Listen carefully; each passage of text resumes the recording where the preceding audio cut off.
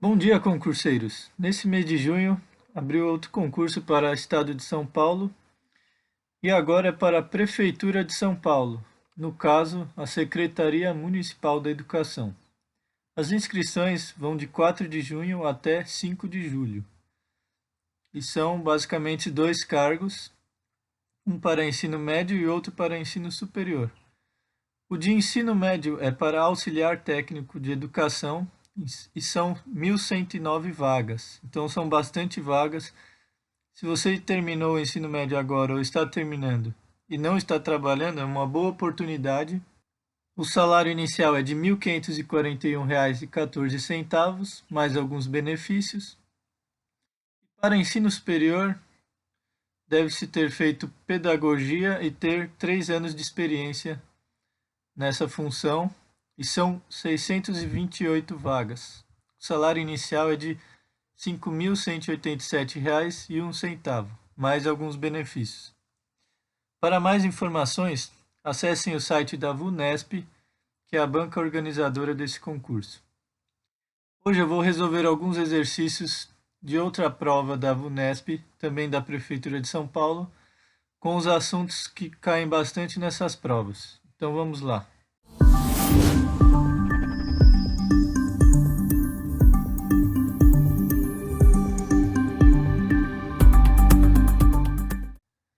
A prova que eu usei como referência foi a da VUNESP de 2016, também da Prefeitura de São Paulo, porém para outro cargo. Mas isso não interfere porque é a mesma banca organizadora e também para ensino médio. Aqui eu vou focar em provas do ensino médio. E nessa prova eu peguei 5 exercícios, a questão 11 sobre porcentagem, questão 12 sobre juros simples, questão 13 sobre equação do primeiro grau, a questão 16 sobre regra de 3 composta e a questão 19 sobre análise de gráfico. Então são assuntos que caem em praticamente todas as provas e é bom vocês dominarem esses assuntos. Vamos ver as questões. A questão 11, o assunto dela é porcentagem. O enunciado diz o seguinte: determinado hospital registrou um aumento de 12% no número de atendimentos em dezembro de 2015, comparado ao número de atendimentos do mês imediatamente anterior. Ou seja, tínhamos dezembro. De novembro para dezembro, teve aumento de 12% dos atendimentos. Se em dezembro de 2015 o hospital realizou 5.740 atendimentos, é correto afirmar que o número de atendimentos realizados em novembro daquele ano foi... Então, o que nós queremos achar são os atendimentos de novembro, que eu vou chamar de X. Para resolver essa questão é bem simples. Sabemos que o número de atendimentos de novembro mais 12% desses atendimentos tem que dar 5.740. Ou seja, x mais 12% de x é igual a 5.740. Bom, eu sei que 12% pode ser escrito da forma decimal, dividido 12 por 100, como o próprio nome já diz, dá 0,12. Isso vai facilitar aqui na hora de fazer a conta. Então, x mais 0,12x é igual a 5.740 atendimentos. Posso somar aí o x, 1,12x é igual a 5.740. Vou passar 1,12 dividindo. X é igual a 5.740 dividido por 1,12. Relembrando a divisão entre números decimais, eu tenho que deixar o mesmo número de casas decimais, ou seja, o mesmo número de algarismos depois da vírgula. Por isso que eu adicionei 2 zeros aqui, depois da vírgula. Isso não altera o valor do número e facilita na minha divisão. Quando eu faço isso, eu posso desconsiderar a vírgula. E agora eu vou fazer a divisão normalmente. Como aqui no divisor são 3 algarismos, eu vou pegar 3 algarismos no dividendo e comparar se 574 é maior que 112? Então eu posso pegar somente esses 3. Aqui eu vou tentar primeiro o 5, que é o que mais se aproxima de 574. 5 vezes 112 dá 560. Aqui 4 menos 0 dá 4 e 7 menos 6 dá 1. Então dá 14. Vou para o próximo número descer esse primeiro zero. 140 dividido por 112 dá 1. Se eu colocasse 2 aqui já ia passar, então é 1. 1 vezes 112 dá 112. 140 menos 112 dá 28. Vou descer o próximo zero aqui. 280. Agora o número que mais se aproxima aqui do 280 seria 2 vezes 112. 2 vezes 112 dá 224. Aqui 280 menos 224 dá 56. Vou descer lá o último zero. 560 dividido por 112 é o próprio 5 que eu usei aqui anteriormente. Então, daria 560, o resto igual a zero.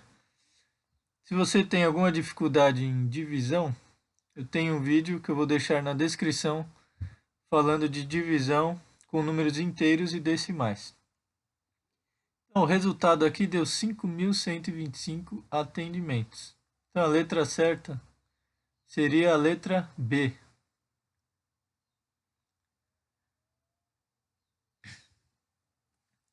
A questão 12, o assunto é juros simples. Suponha que Carlos queira aplicar um capital a juros simples para sacar um montante de 130% do capital aplicado 18 meses depois. Nessa condição, a taxa de juros simples anual equivalente será de... Bom, relembrando que montante é quanto dinheiro eu vou retirar no final e capital aplicado é quanto eu tenho inicialmente. No juros simples, o montante nada mais é que o capital que eu apliquei inicialmente mais os juros. Ou seja, aqui o M é o montante, C é o capital que eu apliquei e o J é os juros. Bem simples aqui, não precisa nem decorar essa fórmula. Montante é o capital que eu pus inicialmente mais os juros. No juros simples, os juros nada mais é que o capital que eu coloquei inicialmente vezes uma taxa, que é o I, vezes um determinado período. Então, no caso, o I é uma taxa em porcentagem e o T é o tempo que eu deixei lá rendendo. Muita atenção aqui que ele fala que ele quer a taxa de juros simples anual. Ou seja, aqui o período de tempo que eu estou avaliando será em anos. Então é muito importante essa informação. Assim como a taxa será o rendimento por ano, porcentagem por ano. Então vamos fazer aqui só uma continha rápida, transformar 18 meses para anos. Se eu dividir 18 meses por 12 meses, que é o que tenho em um ano, eu vou ter 1 ano e meio. Então, a partir daí, eu já sei que o meu tempo é 1 ano e meio. Agora, vamos substituir esses juros nessa fórmula aqui, do montante. Vamos chegar nessa equaçãozinha aqui. Se eu colocar o capital, que é o C, em evidência, a fórmula é essa aqui. Nós desenvolvemos a fórmula geral aqui do montante. E ele fala que o montante é 130% do capital aplicado. Ou seja, o montante é igual ao C, que é o capital, vezes 130%. Aqui eu tenho uma igualdade em que dos dois lados eu tenho capital. Então eu posso cancelar o C e igualar apenas 1 mais I vezes T, que é a taxa vezes o tempo, igual a 130%. O tempo eu sei que é 1 ano e meio, e o 1 eu vou passar para lá subtraindo. Até aqui tranquilo, certo? Aqui, para executar essa operação, eu vou transformar o 1 em porcentagem. O 1 nada mais é que 100%. 100 dividido por 100 dá 1. Então, 130% menos 100% dá 30%. Aqui o que eu quero achar é o I, que é a taxa. Então, basta passar 1,5 dividindo para lá. 30% dividido por 1,5 dá 20%. Então, a resposta certa aqui é a letra D, 20%. A questão 13, o assunto é a equação de primeiro grau. Um total de X unidades de um determinado produto foi vendido da seguinte forma. As primeiras 140 unidades ao preço unitário de R$ 27,50. Então, 140 vezes 27,50. E o restante ao preço promocional de R$ 22,00 cada unidade. No final das vendas, obteve-se um valor total de R$ 4.664. Então, se eu somar as 140 primeiras unidades com o restante, o total é X. O restante seria X menos 140 das unidades que eu vendi inicialmente, vezes o preço promocional de R$ 22,00. Esse total dá R$ 4.664.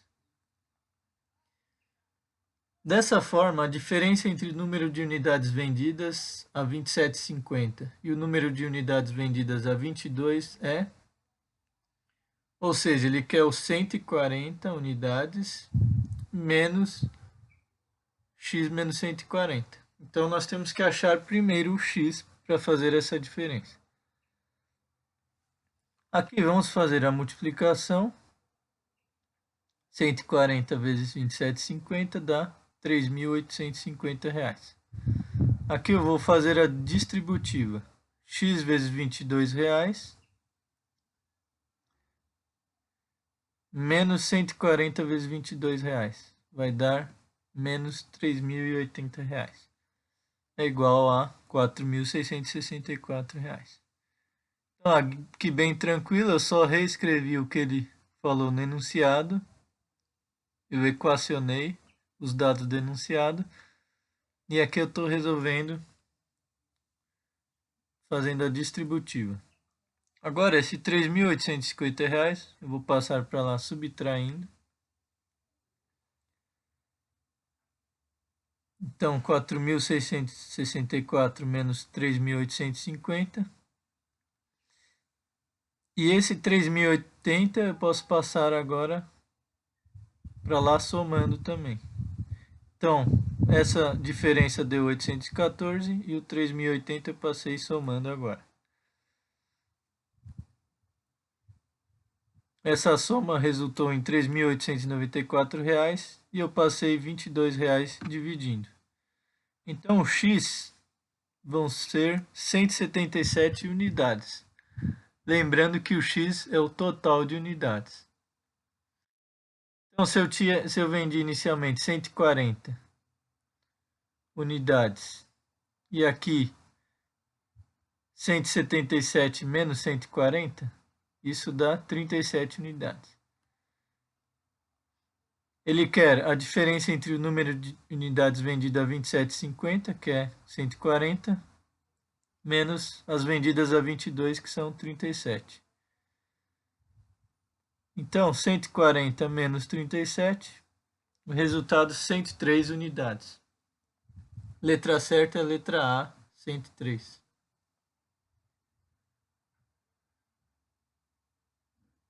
A questão 16 é sobre regra de 3 composta. O enunciado diz o seguinte: considere as informações apresentadas na tabela a seguir. relacionadas à produção diária de uma determinada peça, produção essa feita apenas por máquinas. Então, pessoal, aqui é bastante interessante vocês entenderem como ler uma tabela. Então, eu tenho 3 informações principais, que são o número de máquinas funcionando, um dia são 12 e outro são 10. A carga horária trabalhada por cada máquina em funcionamento, então 6 horas, e aqui é quanto ele quer descobrir. E o número de peças produzidas. Um dia foi de 6.000 e no outro de 9.000. Para que as informações apresentadas sejam proporcionais, a carga horária H trabalhada por cada máquina em funcionamento no dia 20 de 2 de 2016, que é esse aqui, deve ser exatamente D. Então, sempre que eu envolvo mais de 2 grandezas, trata-se de regra de 3 composta. Vamos relembrar quais são os 3 passos para resolver a regra de 3 compostas. O primeiro é construir a tabela com as informações. Aqui eu já tenho a tabela, eu só vou passar ela para horizontal, que é mais fácil de enxergar. Então, eu reescrevi as mesmas informações aqui. Número de máquinas, carga horária e peças produzidas. Então, em um dia eu tinha 12 máquinas trabalhando 6 horas, produziram 6.000 peças. E no dia seguinte eu tive 10 máquinas, trabalharam H horas e produziram 9.000 máquinas. O segundo passo é verificar quais grandezas são diretamente e quais são inversamente proporcionais. Eu sempre analiso a partir da coluna que tem a variável, ou seja, no caso o H. Então, se eu aumentar o H, que é a carga horária, eu vou precisar de mais ou menos máquinas. Se elas estiverem trabalhando mais tempo, com menos máquinas eu vou produzir o mesmo número de peças. Ou seja, maior carga horária, menor número de máquinas. Elas são inversamente proporcionais. Agora, para o número de peças produzidas, se eu aumentar a carga horária, se eu tenho o mesmo número de máquinas, eu vou produzir mais ou menos peças? Vou produzir mais peças, correto? Logo, elas são diretamente proporcionais. Agora, o terceiro passo é montar a equaçãozinha, sempre colocando a coluna da variável à esquerda da igualdade. E as demais grandezas, quando forem inversamente proporcionais, eu inverto o numerador com o denominador. Se forem diretamente proporcionais, eu mantenho. Então, 6 sobre h, a coluna da variável, eu deixo à esquerda do igual. Aqui, como são inversamente proporcionais, eu inverto também os números. Eu deixei o 10 sobre 12, vezes, aqui elas são diretamente proporcionais, eu mantenho como elas estão na tabela. 6.000 sobre 9.000. Aqui eu posso cancelar esses 3 zeros. E aqui existe outra simplificação. 10 vezes 6 dá 60. Dividido por 12 dá 5. Eu posso simplificar aqui já para facilitar as contas.